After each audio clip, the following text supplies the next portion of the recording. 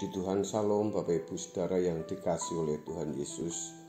Hari ini kita akan membahas tentang Allah yang real atau Allah yang nyata.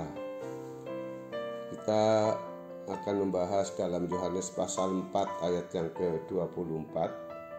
Allah itu roh dan barang siapa menyembah Dia harus menyembahnya dalam roh dan kebenaran.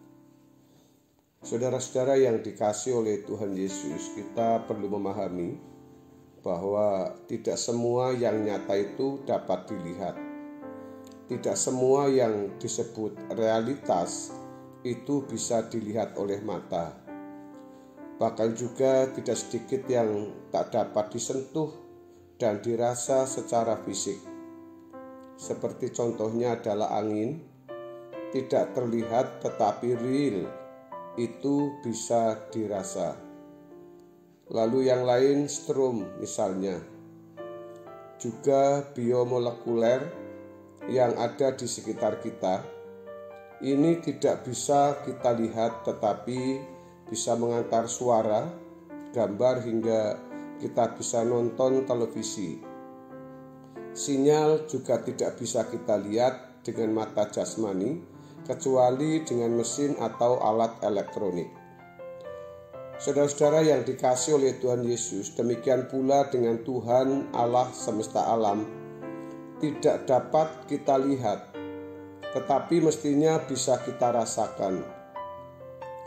Seperti strum yang tidak terlihat, tetapi bisa menggetarkan tubuh kita, bahkan bisa membunuh kalau kekuatan arusnya besar.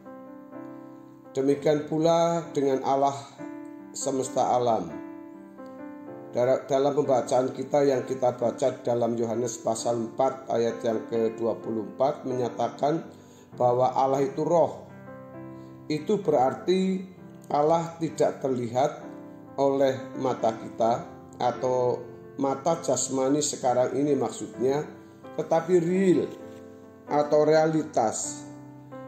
Dan mestinya bisa kita rasakan, bisa menggetarkan, bisa menghidupkan atau mematikan.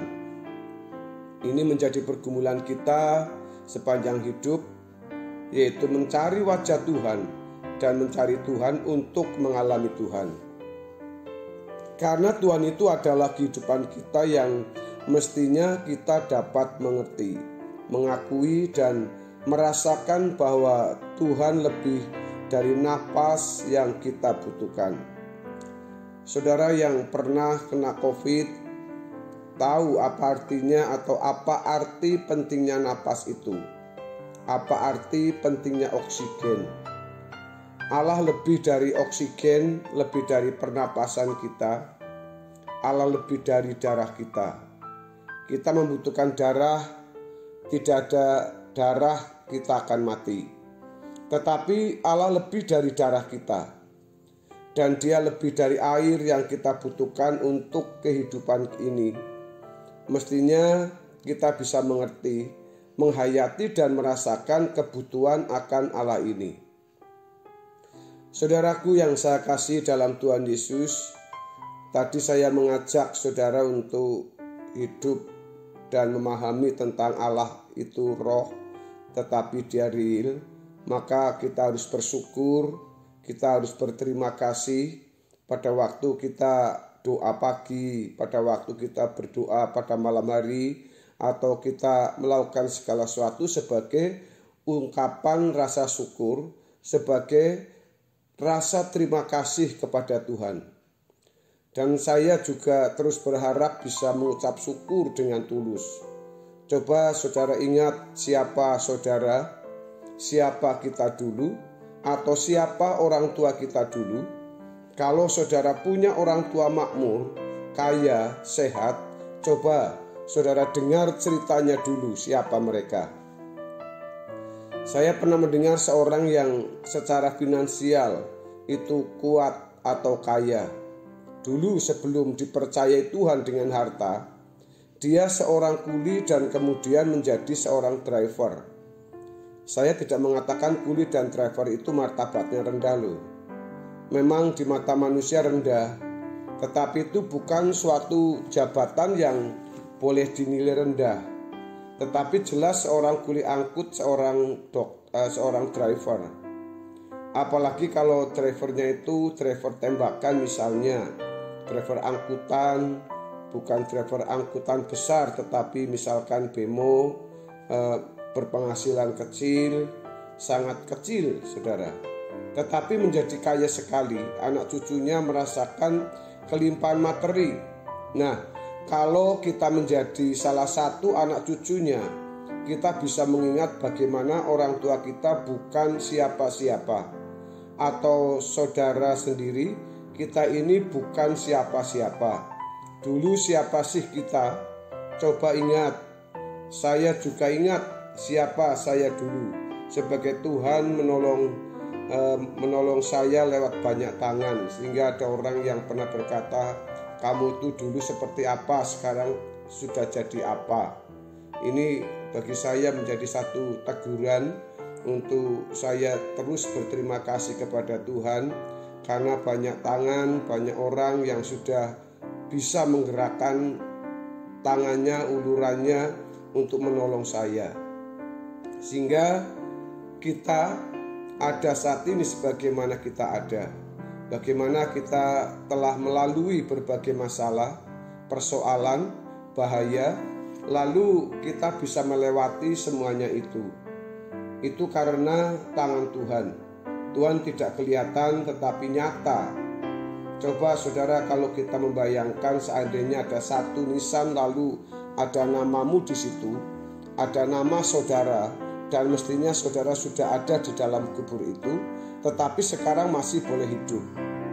Memang semua kita harus mati pada waktunya, tetapi kalau kita sekarang masih hidup, Tuhan jauhkan dari kecelakaan, dari sakit yang bisa membuat mati, tetapi kita diberi kesempatan mengenal Tuhan, bertumbuh dalam Tuhan, mencapai kedewasaan, kesempurnaan, dan boleh melayani Tuhan, menolong sesama.